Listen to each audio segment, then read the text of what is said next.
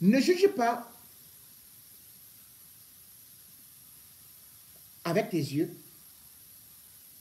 juge avec tes oreilles, disait Shakespeare en 1601.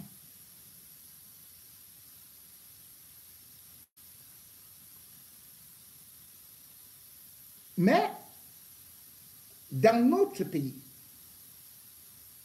on juge beaucoup plus avec des yeux qu'avec des oreilles. Parce que nous refusons d'écouter les lamentations des populations.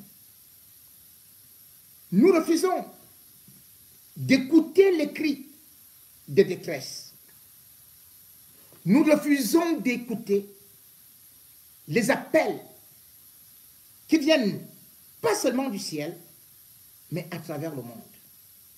Nous refusons d'écouter ce que les autres nous disent, nous parlent.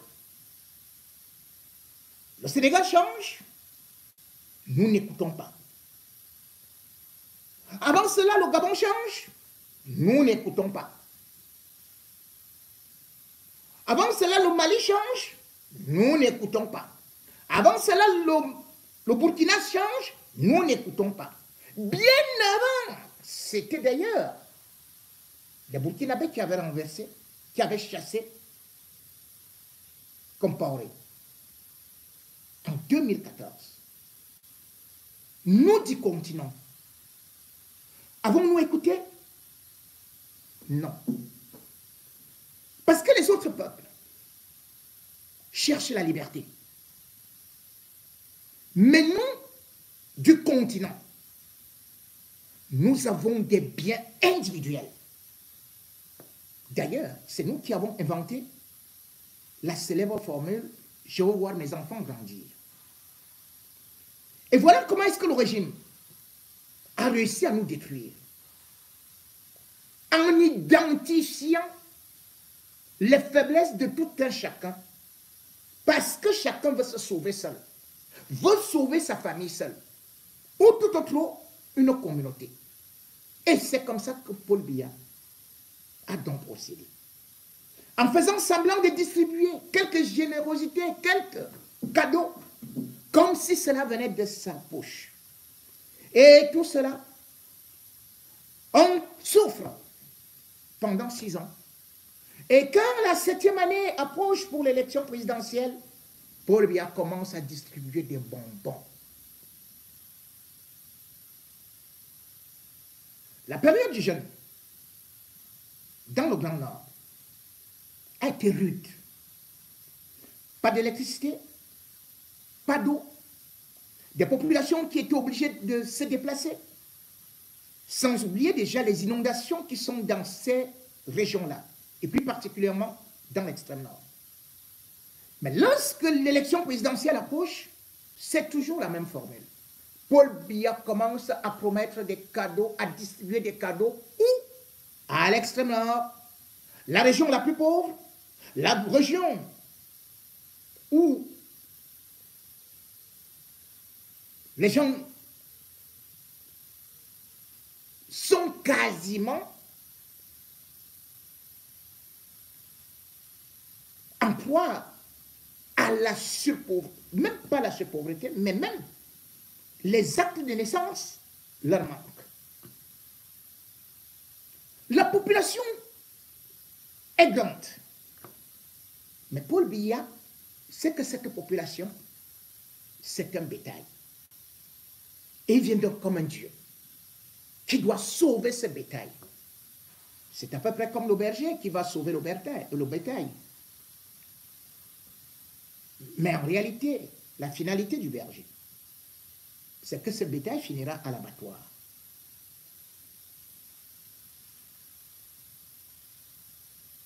Après donc cette période difficile à l'extrême nord,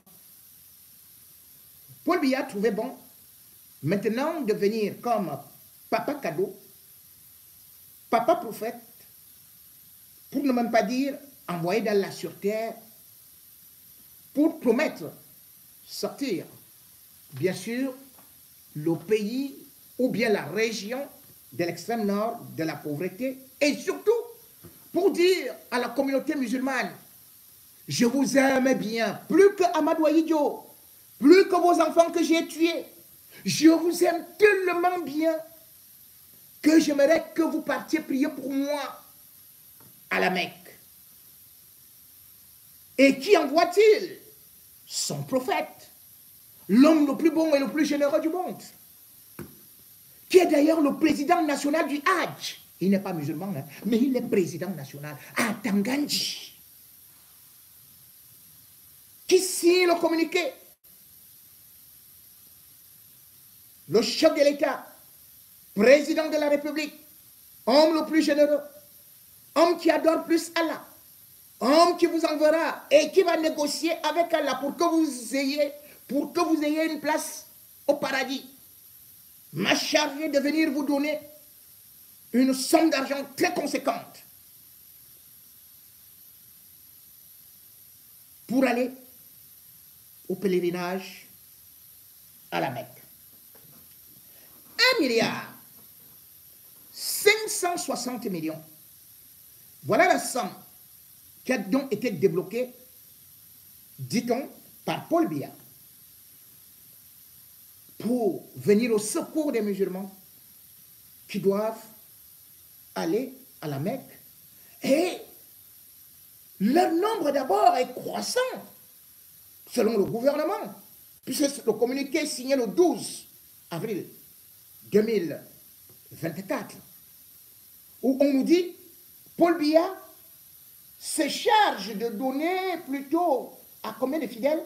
4188 fidèles qui doivent se déplacer, soit par rapport à 2023, une augmentation de plus de 1000. Applaudissez, tous les musulmans, applaudissez,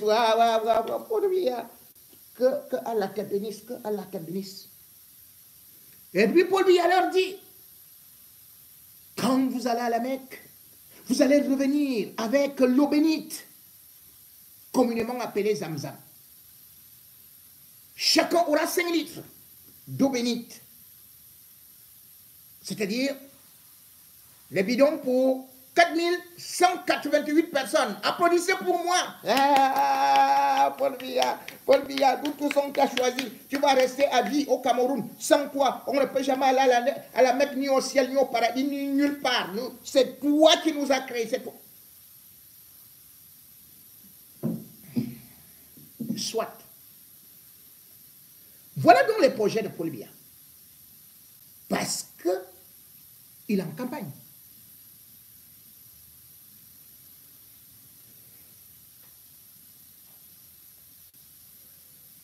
Les populations, ou bien les musulmans, qui vont là-bas, à la Mecque, ils représentent combien de personnes? Mais on choisit des gens, parce qu'ils ont des moyens pour pouvoir aller. Et ce sont ces gens-là qui reviendront dire aux pauvres que vous devez choisir Paul Biya, puisque là-bas, sont au moins 3 millions d'électeurs. Paul Biya n'a pas envoyé les 3 millions. Les 3 millions 500 000 qui sont musulmans. Non. Il a choisi ceux qui ont déjà des moyens. Ceux qui ont volé, qui ont pillé, sont dans cette délégation au moins 80%. On dit allez. Et lorsque vous revenez, vous faites la mission. Paul Biya a-t-il pensé aux souffrances de ces populations qui subissent les inondations, qui subissent la famine? Donc vous n'avez pas de l'eau à boire. Et on va vous offrir l'eau 5 litres à la Mecque. Vous faites comment? Vous mettez ça dans votre marmite lorsque vous rentrez. L'eau là se transforme en sauce, en nourriture pour tout le monde. Les populations ont besoin des investissements, des infrastructures. Oui, nous ne sommes pas contre le fait que l'État aide certains musulmans. Mais est-ce Paul Biya qui est l'État? C'est l'argent de son papa. Donc les caisses de l'État, on les confond à Paul Biya jusqu'à dire que c'est Paul Biya qui vous a donné. C'est l'argent de notre pétrole. C'est l'argent de notre bois. C'est l'argent de nos impôts. C'est l'argent de notre or. C'est l'argent de notre diamant. C'est l'argent de toutes nos ressources. Et non l'argent de Paul Biya. Il ne faut pas confondre un chef d'État qui normalement a un salaire. Et nullement, il ne peut prendre dans son salaire 1,560 milliard pour donner à quelques musulmans. C'est impossible. Le Cameroun n'a pas été créé par Paul Biya. Il n'est pas Dieu. Il n'est pas le sauveur des musulmans. Il n'est pas le bienfaiteur des musulmans. Il est l'utilisateur, le manipulateur des musulmans. Les vrais croyants devraient même refuser cet argent. C'est l'argent du sang.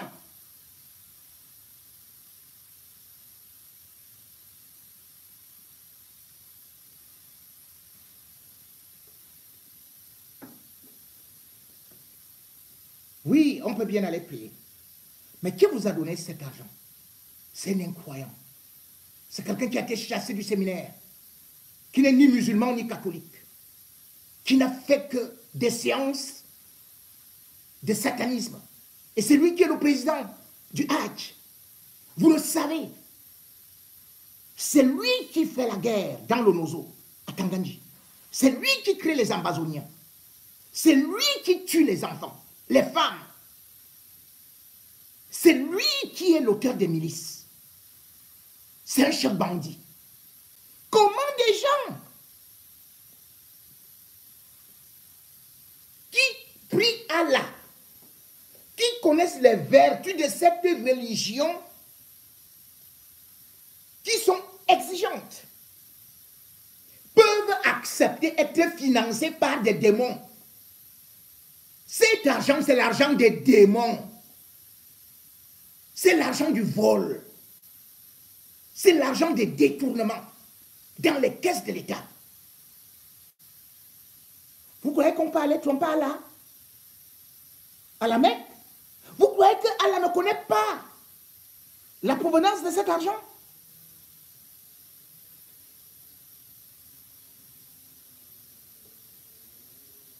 Aujourd'hui, l'argent du Cameroun qui prétend le distribuer, ces dettes-là, c'est vos enfants qui vont les payer. C'est nos enfants qui vont les payer. C'est nos petits-enfants qui vont les rembourser. La dette du Cameroun s'élève aujourd'hui à plus de 14 000 milliards. Qu'ont-ils fait avec cet argent? Ils vont vous dire, nous avons donné aux musulmans. Vous allez répondre comment? Et là, comme l'élection approche, qu'est-ce que le même Biya fait? Le 3 avril 2024, il signe 3 décrets clandestinement pour aller encore s'endetter, en présentant toujours les musulmans devant. Il va à Exim Bank, à Standard Chartered Bank, et puis à la Banque africaine de développement, la BAD. Il va s'endetter pour 188 milliards 100 millions. Et qu'est-ce qu'il dit dedans? C'est pour des infrastructures dans les régions de l'extrême nord, faire le corridor, comme il vous disait déjà que vous aurez ceci qui va faire que l'eau ne puisse plus, que vous aurez des ponts, que vous aurez ceci et cela. Il vous avait déjà menti comme ça. La BAD valide.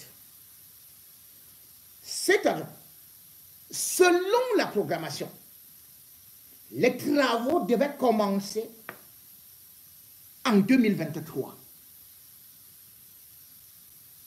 Avez-vous vu le début de ces travaux?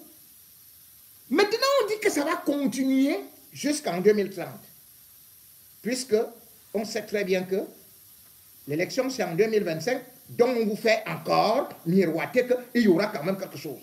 188 milliards 100 millions qu'ils vont détourner en votre nom, mes chers frères musulmans, mes chers frères de l'extrême nord, parce qu'il n'y a pas que des musulmans à l'extrême nord, ou au nord, ou à la Damawa. Mais c'est là-bas qu'il dit qu'il va prendre de l'argent encore pour venir investir exactement comme ils vous font chaque année. Ils vont envoyer Ketia Cortez faire le cinéma. Que oui, voilà la route qu'on va faire, on va tracer ceci, il y aura des forages, il y aura cela, et tout, et tout. Ça dure depuis 40 ans. Vous allez tomber dans le même piège. Vous allez continuer à voter le même individu. Le même individu qui vous traite de moutons. Ce n'est pas nous. C'est lui qui vous prend comme des moutons. Puis si on vous dit la même chose, chaque année, chaque élection, et vous continuez à le voter, cela veut dire qu'il y a un véritable problème. À une certaine période, vous dites, pourquoi nous restons toujours enclavés, malgré les discours de Biya, malgré la dernière fois qu'il était là-bas, ce n'est que chez vous qu'il était venu. Montrez-moi ce qui a été fait depuis là.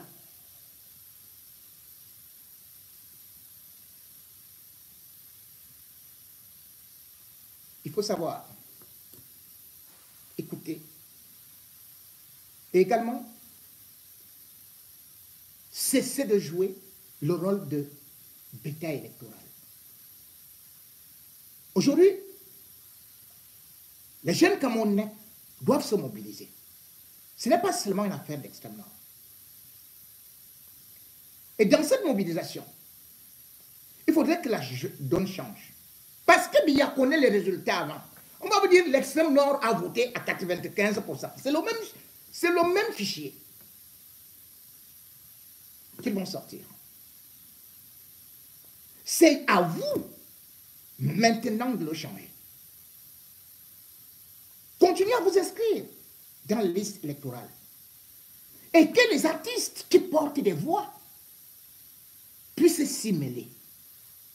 Que des personnalités s'engagent à sensibiliser des populations, de savoir que en 41 ans, 42 ans, c'est le même individu qui nous tourne en bourrique, c'est le même régime qui s'est transformé en censure pour nous prendre tout le sang. C'est le même régime qui fait que nous perdions notre crédibilité à l'international.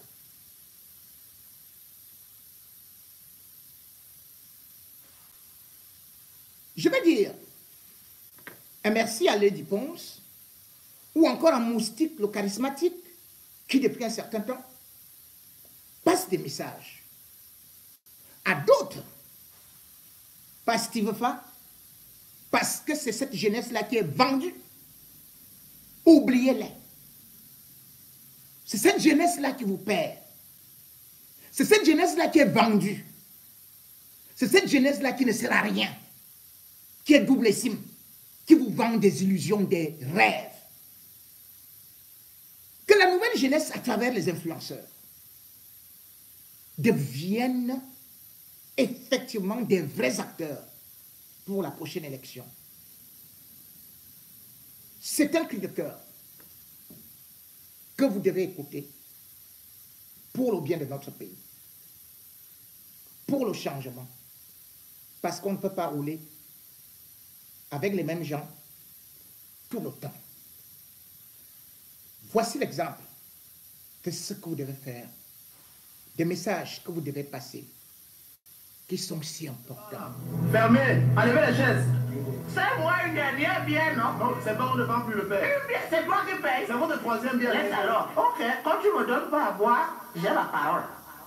Grand-père Cameroun, terre de Samba, terre de Douala Mangabel et d'Atana, terre de Mila, footballeur légendaire, terre de Manouti Bango musicien, interplanétaire, est-ce donc normal? Dis-moi, cher grand-père, regarde comment dans l'Est tes fils dégénèrent. L'amour est mort, le mérite ici est décédé. Tout ici va mal, tes petits-fils, ils veulent tous s'en aller. Il n'y a plus de fierté. Tout commence à agoniser. L'aéroport, les chemins de fer, l'électricité. Les gestionnaires de ton héritage, c'est comme s'ils ne nous voient pas. Parce que depuis 1960, nous, on est là, on marche à genoux. On a tout compris alors. On payera le prix. En attendant qu'un jour, ces enfants se mettent dans l'esprit qu'il faille prendre conscience, une fois comprendre que l'avenir de l'homme est ailleurs que dans son paraître. Le politique est à l'origine des devoirs du social. Pas plus depuis que l'opposition fait la course à l'opposition. Le brouillard se dissipe au jour le jour et nous fait comprendre que la politique est un combat commun pour un intérêt personnel. Et la paix réside chez ceux qui n'ont pas faim. Le travail est fait pour l'être faim. La patrie se meurt dans l'explosion des fractures construites autour du mot ethnique. Depuis quand? Hier encore, de Nobel à Wadje, de Ndomo à Ndoya, l'unité sonnait à l'unisson des torses bombés face à l'oppression du colon. Cela a servi de leçon à Mokete, Foncha, à Ijo, qui dans leur diversité ont bâillonné l'adversité dans le nous précieux où est née l'étoile au firmament de ton étouffe nationale. Et l'espoir, nous y avons cru.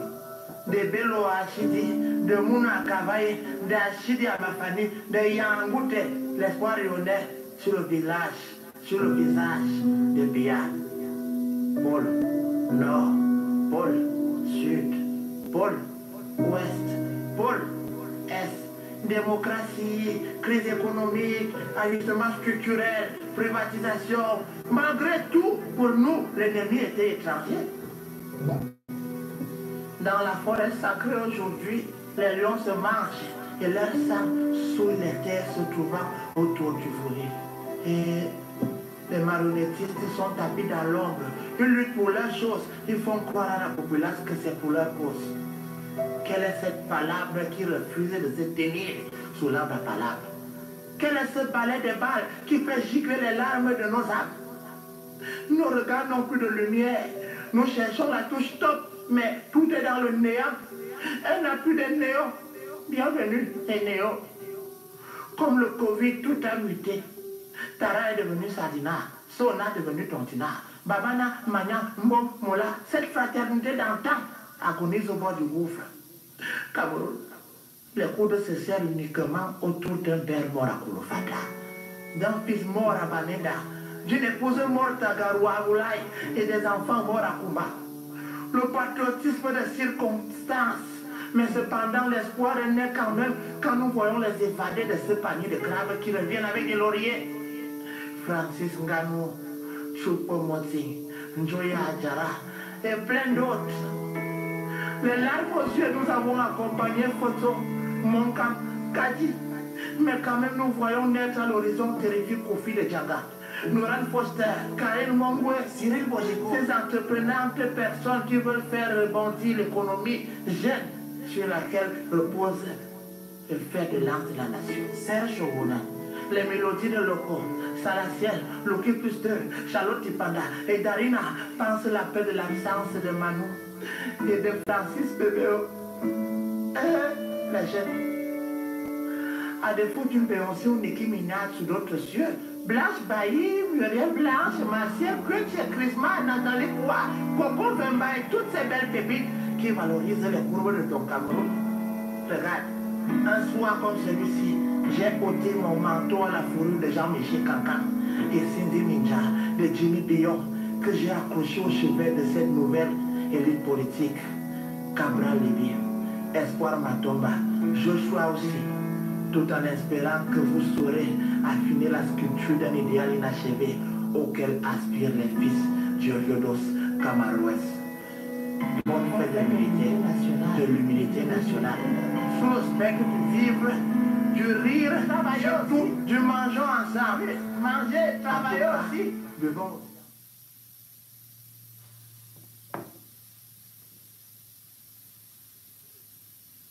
Moustique, le charismatique.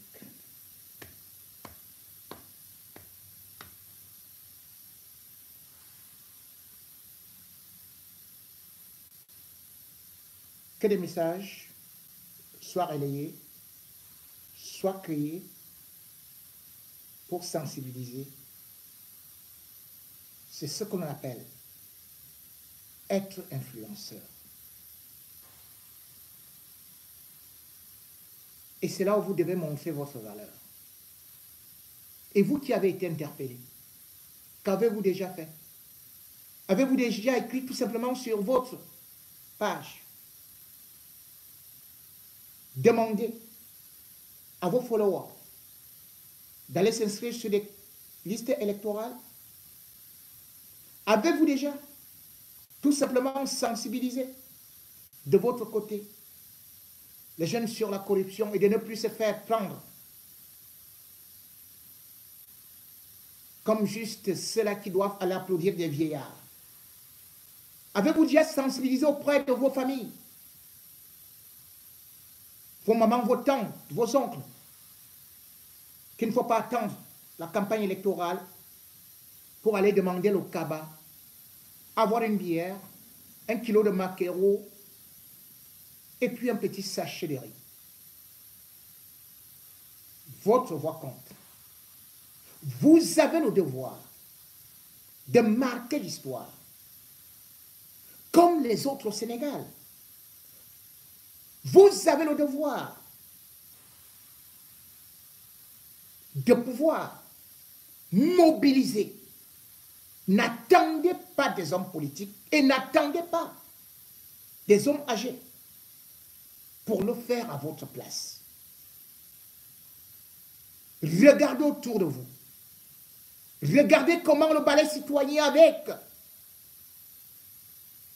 quelques activistes, quelques artistes a fait bouger des choses. Entrez dans l'histoire.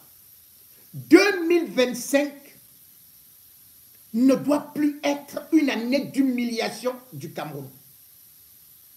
2025 ne doit plus être une année où c'est le sous-préfet qui décide, où les chefs traditionnels corrompus sont à la merci du pouvoir. Vous devez contrôler vos votes. Vous devez voter. Qu'on ne vous décourage pas, que d'après tout ce sera toujours Paul Biya. Vous constituez plus de 70% de la population. Vous jeunes. Allez-vous accepter toute votre vie de rester sur des motos? Allez-vous accepter toute votre vie vendre de l'eau? Allez-vous accepter toute votre vie prendre la route de l'exil comme Francis Ngannou et aller mourir dans le désert ou dans la mer? Allez-vous accepter toute votre vie être tout simplement le gibier des policiers? Ou même vous allez rêver, aller seulement combattre au nozo et mourir précocement? Dans toutes les dictatures, lorsque le peuple se lève, et surtout la jeunesse, elle tombe. Vous croyez qu'il n'y avait pas l'armée au Burkina Faso? Vous croyez qu'il n'y avait pas l'armée au Sénégal? Vous croyez qu'il n'y avait pas l'armée en France? Vous croyez qu'il n'y avait pas l'armée dans tous les autres pays? Mais vous êtes plus nombreux que toutes les armées, que toute la police, que tous les sapeurs-pompiers. Levez-vous. Allez vous inscrire. Allez voter. Et surtout, sachez une chose. Vous devez surveiller votre vote. Vous avez le devoir de savoir que les lois du Cameroun demandent que les résultats soient publiés à 18 h. Ne laissez pas qu'on change les urnes. Commencez à vous organiser. Comment vous allez protéger votre vote? Dans chaque circonscription, dans chaque bureau de vote. Parce que quand vous les laissez, qu'ils n'ont pas dépouillé, ils remplacent votre vote par des urnes bourrées. Jeunes Camerounais, vous avez un défi à relever. Vous devez montrer que vous n'êtes pas seulement ce peuple qui connaît danser l'ombolé. Vous devez montrer que vous n'êtes pas tout simplement cette jeunesse qui s'affirme comme étant celle qui est tellement apte à aller tout simplement s'exhiber dans des bars, à boire tout un fleuve, comme le triste bilan qui a été sorti par les brasseries du Cameroun. Oui, ils ont créé des bars pour vous détourner. Ils ont créé ça pour noyer votre cerveau. Ils ont créé la dépravation. Et le double sim pour vous tenir. Sortez de ces chaînes.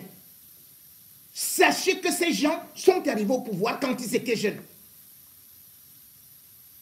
Et que vous allez mourir étant vieux, au soleil. Vous allez sécher comme un bifaga. Alors que vous ne parvenez même plus à manger le bifaga lui-même. 2025, c'est pour demain. Mais sachez surtout que c'est pour vous. Aujourd'hui. Et aujourd'hui, vous devez tout faire pour prendre votre leader, votre leadership.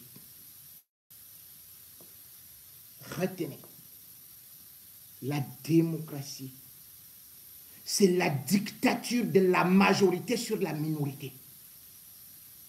Pour l'instant, c'est une minorité qui dicte une majorité. Où est notre dignité?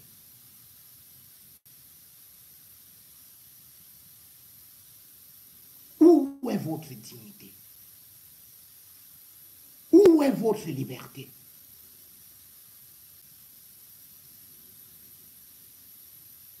Où est votre avenir? 2025, c'est pour demain. Et sachez que vous devez demander à ces gens-là, pas les t-shirts, mais plutôt le bilan. Demandez-leur comment est maintenant classé le Cameroun. Le Cameroun fait partie des derniers pays au monde en matière de gouvernement, de gouvernance, en matière de liberté de presse, en matière de transparence. Le Cameroun fait partie du top 10 des pays les plus mal gouvernés. Et vous continuez à écouter ces mensonges de Paul Biya. Nous sommes le continent. Quand un pays devient un continent, cela veut dire que vous êtes vraiment, ou nous sommes vraiment, un continent inintelligent et surtout insouciant.